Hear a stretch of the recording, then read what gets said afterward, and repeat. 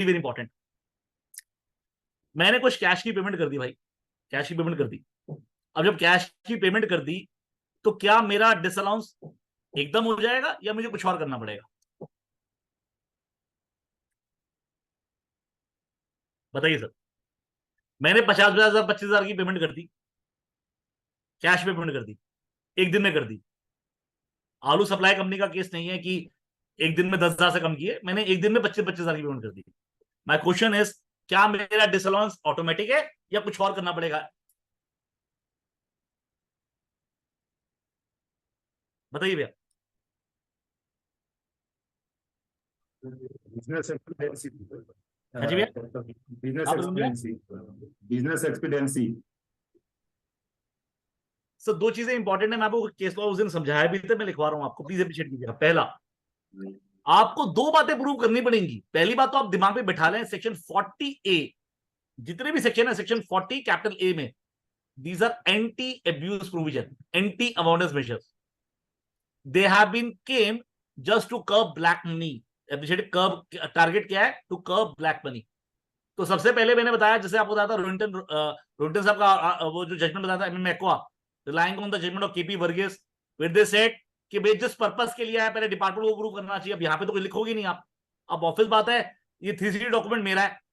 तो relying on दो judgements, I will say first thing, दो जजमेंट लिखवा रहा हूं, फिर चार पांच जजमेंट लिखाऊंगा। पहला, CIT versus Brijmohan Singh and company, CIT versus Brijmohan Singh and company, 209 ITR 753, 209 ITR 753, Punjab and Haryana, Punjab and Haryana.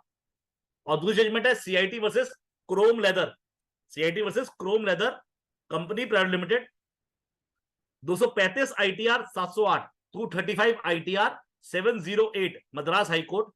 ये दोनों जजमेंट ये बोलती हैं कि भैया देखो 40A क्यों आया, 40A आया टू कर्ब ब्लैक मनी। तो पहले डिपार्टमेंट को ये प्रूव करना पड़ेगा। तो आप बोलोगे भैया मेरा ब्लैक मनी कैसे प्रूव होगा? आप बोलोगे भाई पहली बात तो बिजनेस एक्सपेंडिचर है, और जिस व्यक्ति को पेमेंट किया है वो व्यक्ति ये है, उसका आइडेंटिटी प्रूफ में है, एमआरएल में लिख के दे रहा हूं आपको, राइट सर। अब बाकी तीन जजमेंट और नोट कर ले जो भैया ने बोला अभी, प्रवीण भैया ने, कि बिजनेस एजेंसी। पहला जजमेंट नोट कर ले sir, Anupam tele services versus ITO, Anupam tele services versus ITO, 366 ITR 122 Gujarat high court, 366 ITR 122 Gujarat high court, Anupam tele services, 366 ITR 122 Gujarat high court. दूसरी जजमेंट लिख लीजिए, Harshila Chorlia, Harshila Chorlia versus ITO, 298 ITR 349, 298 ITR 349 Rajasthan high court. या फिर honey enterprises, honey enterprises versus CIT, 381 ITR 258, 381 ITR 258 Delhi high court. ये तीनों judgement ये कहते हैं जो प्रवीण भैया ने एक बात बोली, पहला कि सब बिजनेस एजेंसी थी, मेरे पास कोई चॉइस ही नहीं थी, और दूसरी बात जिस व्यक्ति विशेष को दिया है उसका आइडेंटिटी ये रहा। तो अगर आपने ये प्रूव कर दिया बिजनेस एजेंसी, दूसरा कि सर जिस व्यक्ति को दिया उसके ये आइडेंटिटी कार्ड है, ये केवाईसी है, तो ऐसे केस में 40A3 में डिसअलाउंस नहीं हो सकता। तो प्लीज अप्रिशिएट कीजिएगा, इन जजमेंट्स पर रिलाई कौन करेगा? Again SSC. तो आप एसएससी तो यहां पे रिपोर्ट करेगा नहीं, पर आप एमआरएल में उससे लेंगे, और जब वो एमआरएल में जजमेंट का रेफरेंस लिख के देगा, पर आपको क्या करना है, पहले लिखना है कि सर एसएससी ने 40A3 बेस क्लॉज में इस वजह से रिपोर्ट नहीं किया because he relying on the judgements. पर साथ के साथ आपको डेट वाइज कब कब मैंने 10,000 से ऊपर पेमेंट करी है वो भी रिपोर्ट करना है। तो दोनों बातें डालनी पड़ेगी, तब जाके आपको ऑडिट रिपोर्ट ओके होगा, 3CA के 3 नंबर में और 3CB के 5 नंबर में। क्लियर हो भैया आपको? Right. Now let us come to, अब आते सर 40A7 और 40A9 में। तो अप्रिशिएट करें 40A7 में, प्लीज अप्रिशिएट करें, अगर अप्रूव्ड ग्रेचुइटी फंड है, अप्रूव्ड ग्रेचुइटी फंड है तो 40A7 में आएगा। मैं क्लियर हूं आपको सर? वेराज 43B में नहीं आ पाएगा, जबकि 40A9 में अनअप्रूव्ड आएगा subject to business agency. Now अब एक आता सर कंटीन्यूअस नेचर, जो हम जी की बात करते हैं, यहां पे बहुत लोग गलती करते हैं। लेट अस से आपने कोई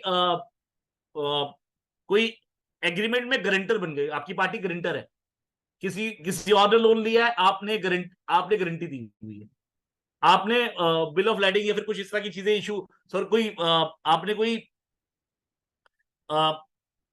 बैंक से कोई आपने कोई डॉक्यूमेंट उठाया हुआ है जिसपे गारंटी दी हुई है, तो नॉर्मली इट इज एडवाइस, हम क्या करते हैं बीइंग प्रॉपर तरीके से हम क्या करते हैं नोट्स अकाउंट में कंटीन्यूअस लायबिलिटी भी डाल देते हैं। या फिर कोई मान लीजिए कोई केस चल रहा है आपका, जिसमें पॉसिबिलिटी अगर आप केस हार गए तो पॉसिबिलिटी है इतनी लायबिलिटी कंपनी में आ जाएगी, तो वो भी कोई केस चल रहा है, चाहे वो इनकम टैक्स का, जीएसटी का, या फिर कोई और मैटर है, तो आप कंटीन्यूअस लायबिलिटी दिखा देते हो। अब प्रॉब्लम कहां पे है, अप्रिशिएट कीजिएगा, 21G के अंदर वही बात दिख रहा है, मैंने क्या बोला है, जो अमाउंट डेबिटेड है। अब प्लीज अप्रिशिएट करें, यहाँ पे तो नोट्स अकाउंट्स में है, डेबिटेड तो है ही नहीं। तो बहुत लोगों ने गलती क्या करी, सर जो कंटीन्यूअस लायबिलिटी नोट्स अकाउंट्स में लिखे हुए थे वो उठा के यहाँ पे डाल दिया। अब इससे क्या हुआ सर, वो कंटीन्यूअस लायबिलिटी उसने ऐड करके दे दिया 143(1)A में। तो ओनली रिकोर्स इज सर आपको सीआईटी अपील पे जाना पड़ेगा, बिकॉज 154 अलाउड इसलिए नहीं होगा, it is not mistake apparent from record. तो आपके पास ओनली रेमेडी है is to go in appeal.